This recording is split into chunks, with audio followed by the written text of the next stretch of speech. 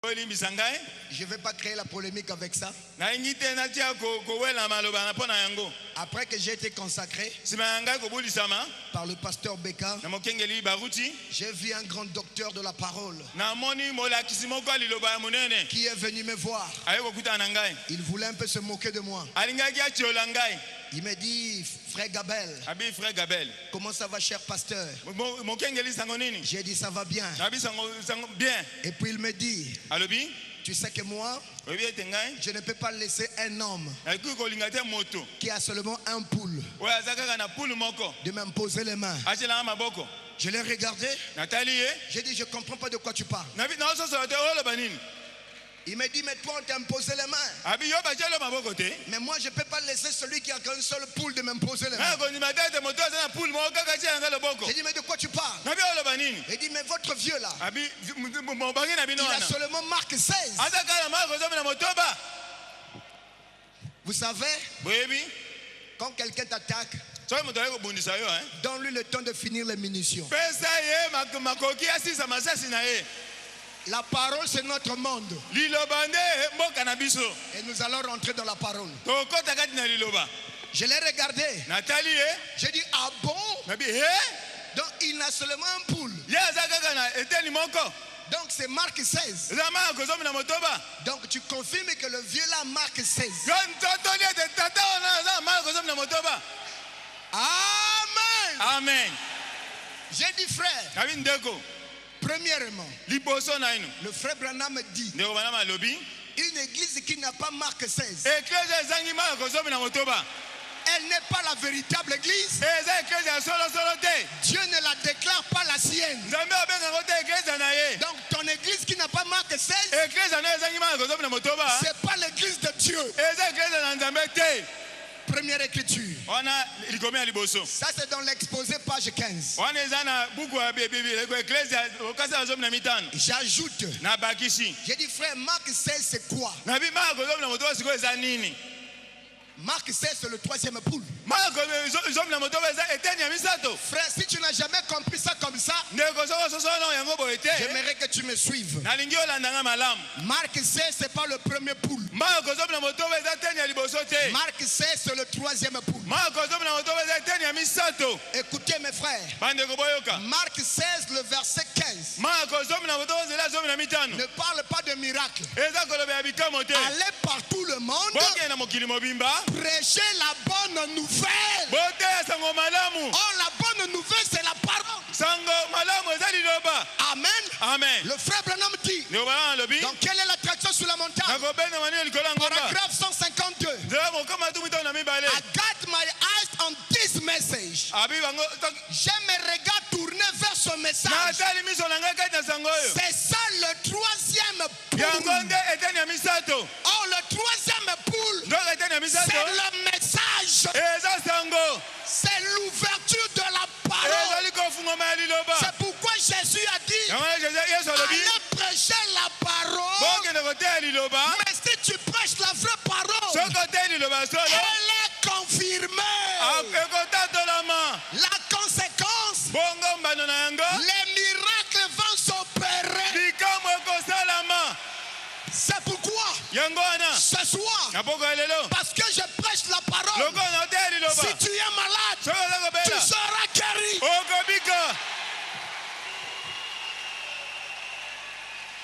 Amen. Amen, amen. Faisons asseoir notre sujet.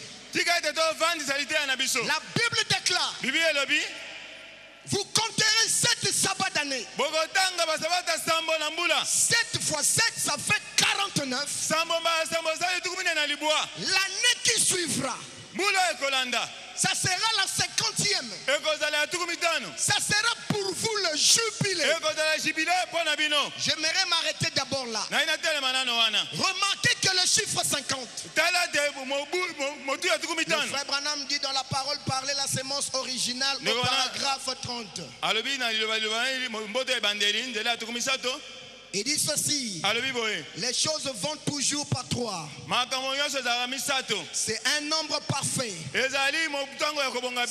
c'est le chiffre de la grâce. 7 c'est l'achèvement. Il dit 12 c'est l'adoration. 24. 40 c'est la tentation. Et 50 c'est le jubilé. Le mot Pentecôte veut dire jubilé. 50. Remarquez ici. Dieu lit le jubilé par le chiffre 50. Chaque 50 ans sur la terre, il doit y avoir un jubilé. Amen. Amen. Chaque 50 ans sur la terre, il doit y avoir un jubilé. Le jubilé, c'est le chiffre 50. Vous remarquerez que quand Jésus est mort, 40 jours après sa mort, il y a eu l'ascension. Et vous comprendrez qu'à la 50e jour, le peuple a connu la Pentecôte. C'était le chiffre 50. Et la Bible dit dans Lévitique que chaque 50 ans, c'est le jubilé. Le chiffre 50, c'est le jubilé. C'est pourquoi quand tu atteins 50 ans, fête ton jubilé. Amen. Amen. Maintenant, écoutez, frère. Nous remarquerons même dans le message. Jésus a mis les gens en garde. Il a dit les pharisiens, vous regardez le ciel et vous dites, il va pleuvoir. Vous connaissez discerner les signes pour savoir s'il va pleuvoir. Mais pharisiens hypocrites, vous ne connaissez pas discerner les signes de votre temps. C'est l'erreur que nous faisons, nous qui sommes dans le message. Beaucoup de choses que Branham a dit se font accomplir devant nous. Mais parce que nous ne lisons pas le message, nous laissons les brochures couverts de poussière. La voix de l'aigle te donne des brochures. Et toi tu laisses ça couvert de poussière. C'est pourquoi dehors là-bas, il y a des gens qui sont là qui peuvent t'embrouiller. Parce que nous n'avons pas le temps de lire le message. Mais je vais te montrer ceci. Quand Jésus est parti, 50 jours après son départ, il y a eu un jubilé. Quand un grand s'en va, après le chiffre 50, il y a du jubilé. De même quand Branham est mort en 1965, vous verrez que 50 ans après, il y a eu un jubilé. Mais que le peuple n'a pas fait attention. Parlons un peu du parti mécanique de ce message. Et puis nous allons jubiler un peu ensemble. Bien-aimés, nous savons qu'en 1963, le frère Branham déclare que c'était l'année de jubilé. Le jubilé, c'est la bénédiction divine de Dieu. En 1963, le 28 février, Magazine Life nous a montré la photo que Magazine a filmé. Magazine a filmé la photo le 28 février 63. Avez-vous remarqué, quand il y a le jubilé chez les croyants, que Dieu agit chez les croyants, quelque chose se passe aussi chez les païens. Avez-vous remarqué, 1963, quand la constellation descend, les 7 anges descendent pour rencontrer le frère Branham. Dieu bénit l'église. Même année aussi, il y a eu le décès d'un pape. Est-ce que vous avez remarqué ça? Parce que la constellation descend. Les 7 anges, quand ça descend, ça nous parle de 7 tonnerres. Or, les 7 tonnerres, c'est Dieu qui donne la vie à l'épouse. Et quand Dieu nous donne la vie, chez l'incroyant, c'est la mort. C'est pourquoi en 63, Dieu nous a visités. Les 7 anges sont descendus. Les 7 anges ont descendu. Et quand ils sont descendus, c'était les 7 tonnerres. Pour donner à l'épouse la foi. En 63, il y a eu aussi le décès d'un pape. Je n'ai pas trop le temps de creuser ça. Vous avez les smartphones, vous pouvez vérifier ça. Le frère Branham en parle. Et comme c'est de l'histoire, tu peux voir ça dans le Google. En 63, nous avons eu le décès d'un pape. Et quand ce pape meurt, nous avons eu un nouveau pape. Aviez-vous remarqué le changement d'un pape se fait après le décès d'un pape? C'est comme ça l'histoire. Jusqu'à maintenant que les choses ont changé. Mais quand le pape est mort, nous avons eu un nouveau pape. Et pour ceux qui connaissent l'histoire, je parle là de Jean-Paul VI. Jean-Paul VI reçoit le pouvoir en 1963. Pasteur Gabel, qu'y a-t-il entre Jean-Paul VI avec Jubilé? Alors suis-moi. J'aimerais t'amener quelque part. Amen. Amen. Je vous montre la partie mécanique du message. Remarquez qu'en 1963, nous avons reçu la vie. Les 7 tonnerres qui donnent à l'épouse la foi de l'enlèvement. Et en 63, c'est un pape qui meurt. Jean-Paul VI prend le pouvoir qu'il va déposer en 1978. Mais observez une chose. Le frère Branham déclare, et l'histoire le prouve, en 63, quand Jean-Paul prend le pouvoir, il va visiter Jérusalem pour la première fois. C'était en 1964. En 64, quand Jean-Paul VI est allé visiter Jérusalem, aviez-vous remarqué, Branham déclare, et la science le prouve, l'histoire le prouve, que quand Jean-Paul VI est allé visiter Jérusalem en 1964, il y a eu l'éclipse. Le soleil s'est obscurci. Maintenant, est-ce que tu peux introduire l'année de jubilé là-dedans? Le chiffre de jubilé, c'est 50. En 1964, Paul VI visite Jérusalem. Il y a eu l'éclipse. Nous mettons le chiffre 50 qui est le jubilé. Vous constaterez ceci. En 2014, c'est le pape François qui visite Jérusalem. Maintenant, la question qui se pose, pourquoi 2014? Si tu fais bien tes mathématiques, si tu fais bien tes mathématiques, tu constateras qu'en 1963 jusqu'en 2014, ça fait bel et bien le chiffre 50. Mais attention, quand le Paul VI visite Jérusalem, il y a eu l'éclipse.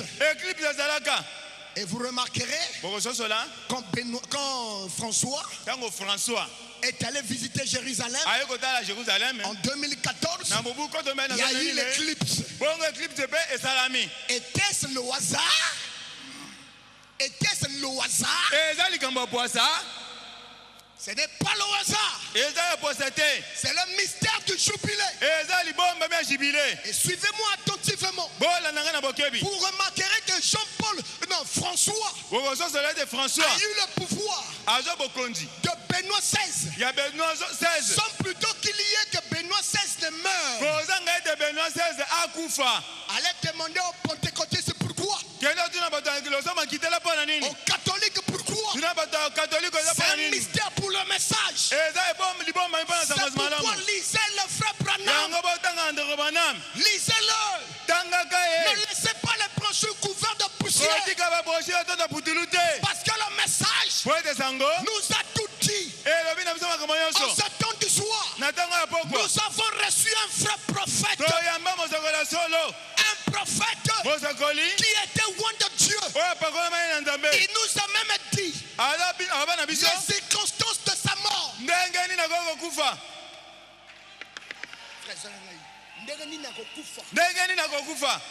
Amen. Amen. Il nous a dit comment il allait mourir. Le frère Branham dit quand il parle de Noun, quand il parle de Noun, il dit ceci. Noun dans la Bible a vu un accident. Et Branham en a parlé que son départ allait se faire dans les périphéries de Chicago. Dans un accident. Branham nous a dit l'année de sa mort. Il a dit qu'il allait mourir en 56 ans. Dans la prédication, l'âge de Laodicée, paragraphe 1, le frère Branham dit moi quand j'étais né, en retard. Même pendant mon mariage, j'étais venu en retard. Tu es là? Le frère Branham va introduire une chose. Il va montrer. Il est prophète. Il est prophète. Il dit dans Laodicée paragraphe 1, quand j'étais né en retard. J'étais né en retard. Non. J'étais né en retard. Ok. J'étais né en retard. Quand je me suis marié, j'étais venu à mon mariage en retard. Et Branham ajoute, s'il y a un temps que je veux être en retard, c'est au jour de mon enterrement. Avez-vous lu le message? Branham l'a dit. S'il y a un temps où je dois être en retard, c'est pendant mon enterrement. Branham est mort le 24 décembre 65. Branham a été enterré le 11 avril 66.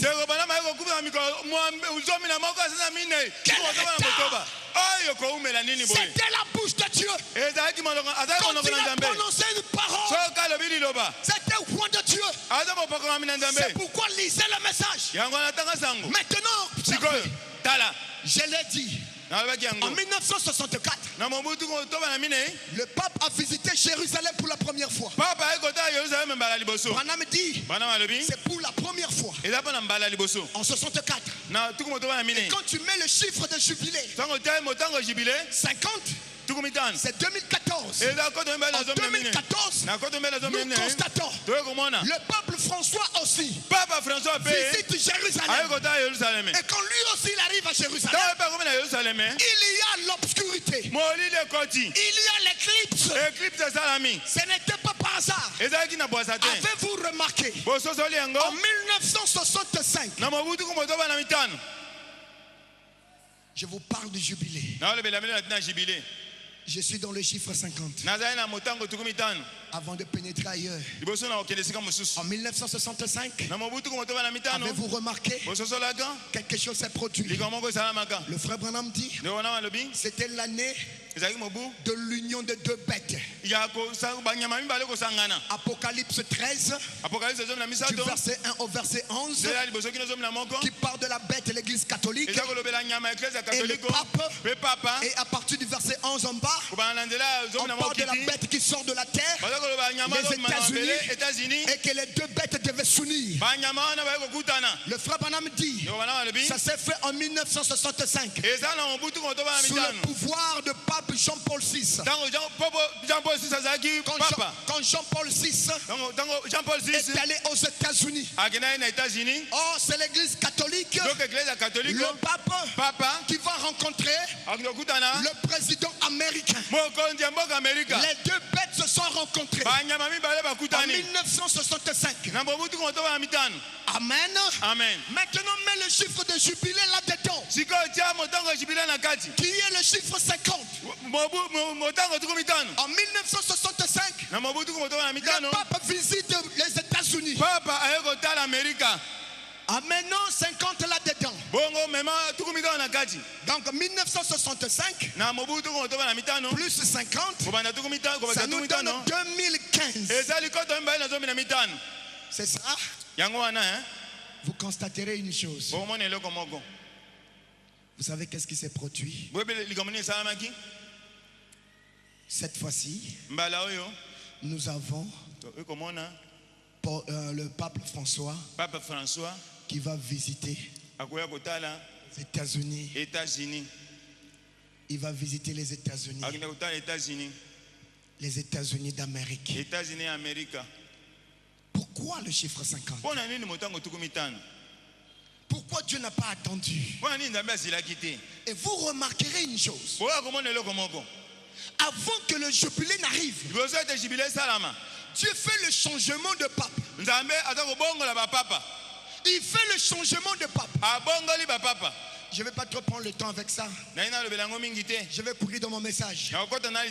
Remarquez, j'espère que vous connaissez quand est-ce que Benoît XVI a laissé le pouvoir.